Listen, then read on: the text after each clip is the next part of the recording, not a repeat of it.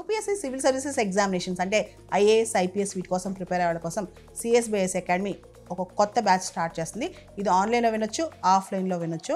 ఈ batch July 17వ తారీఖు నుంచి స్టార్ట్ అవుతుంది. ఇంట్రెస్ట్ ఉన్న వాళ్ళు కాంటాక్ట్ చేయొచ్చు ఈ నెంబర్స్కి. CBFC central board of film certification పనితీరుపై చాలా విమర్శలు వస్తున్నాయి.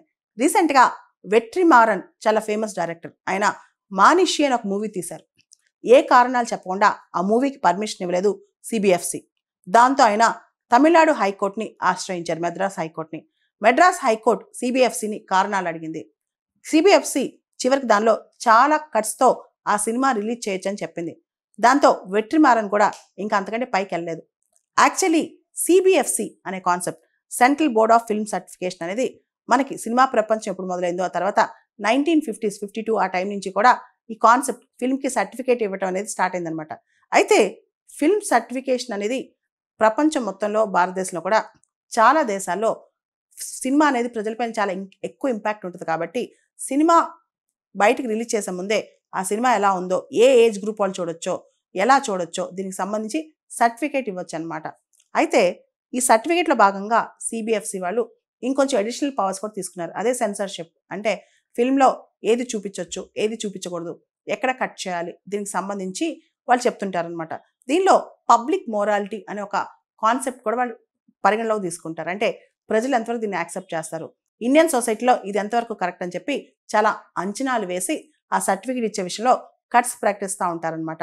ఇంతకుముందు కేరళలో కూడా ఇలానే ఒక cinema JSK Janaki versus state of కేరళలో అసలు రేప్ సర్వైవర్ స్టోరీలో జానకి అంటే పవిత్రమైన సీత పేరు కాబట్టి జానకి పేరుతో సినిమా రిలీజ్ చేయకూడదని చెప్పి అప్పుడు సిబిఎఫ్సి ఆపితే కేరళ హైకోర్టు సిబిఎఫ్సిని అప్పట్లో చాలా తప్పిది, రేప్ సర్వైవర్కి జానకి అనే పేరు ఎందుకు ఉండకూడదు, ఇంత పాత మోడల్లో ఆలోచించకుండా అని చెప్పిందనమాట. అదేవిధంగా ఈ వెట్రిమారన్ చాలా ఫేమస్ డైరెక్టర్. ఆయన సినిమా మానిషిలో ఈ కస్టోడియల్ టార్చర్ వీటి గురించి చూపించారంట. దీనికి సంబంధించి కూడా సిబిఎఫ్సి సర్టిఫికేషన్ ఆపేసింది అనమాట. అంటే ఏది పబ్లిక్ మొరాలిటీ, ఏది సోషల్ మొరాలిటీ అనే దాని మీద సిబిఎఫ్సి కొంతమంది కూర్చొని ఎలా నిర్ణయిస్తారనేది ఇప్పుడు చాలా మంది చర్చిస్తున్నారనమాట. సెన్సార్షిప్లో కూడా విపరీతమైన సెన్సార్షిప్ బయలుదేరుతుంది. ముఖ్యంగా ఆర్టిస్టిక్ ఫ్రీడమ్ అనే కాన్సెప్ట్ దీనిలో తగ్గిపోతుంది. ఈ సెన్సార్షిప్లో కూడా చాలా మంది ఆలోచించేది ఏంటంటే ఏది సెన్సార్ చేయాలి, ఏది చేయకూడదు, ఏది ఏ వయసు వాళ్ళు ఎవరు చూడాలనే దాని మీద కూడా రిస్ట్రిక్షన్స్ విపరీతంగా ఉంటున్నాయి. దానికి సంబంధించి ఆర్టిస్టిక్ ఫ్రీడమ్ అనే మాట గురించి చాలా మంది ఆర్టిస్టులు కూడా మాట్లాడుతున్నారు అనమాట. ఇక్కడ మనం కొన్ని గ్రహించాలి. సోషల్ మొరాలిటీ, పబ్లిక్ మొరాలిటీ అనేది సమాజంలో మార్పు వస్తున్న కొద్దికి అది కూడా మారుతూ ఉంటుంది.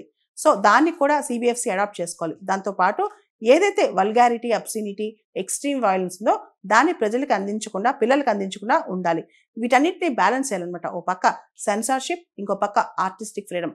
ఈ రెండింటిని బ్యాలెన్స్ చేయటమే సమాజం యొక్క పని, స్టేట్ యొక్క పని, సిబిఎఫ్సి లాంటి యొక్క బోర్డ్స్ యొక్క పని అనమాట. అయితే 2021 వరకు, 2021 వరకు కూడా సిబిఎఫ్సి సూచించిన కట్స్లో కానీ దానికి సంబంధించిన డిస్ప్యూట్ ఉంటే ఫిల్మ్ సర్టిఫికేషన్ అప్లేట్ ట్రిబ్యునల్కి వెళ్ళొచ్చు అనమాట. అయితే 2021 నుంచి ఈ film certification appellate tribunal FCAT ఏదైతే ఉందో అది కూడా డిఫంక్ట్ అయిపోయింది అనమాట. కాబట్టి సిబిఎఫ్సియే మార్గం.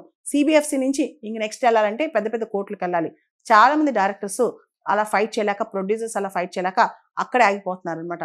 ఓవరాల్గా CBFC central board of film certification వాళ్ళు సూచించే మోరల్ వాల్యూస్, సొసైటల్ వాల్యూస్ వేరుగా ఉన్నాయి, సొసైటీ యాక్సెప్ట్ చేసే వాల్యూస్ వేరుగా ఉన్నాయి.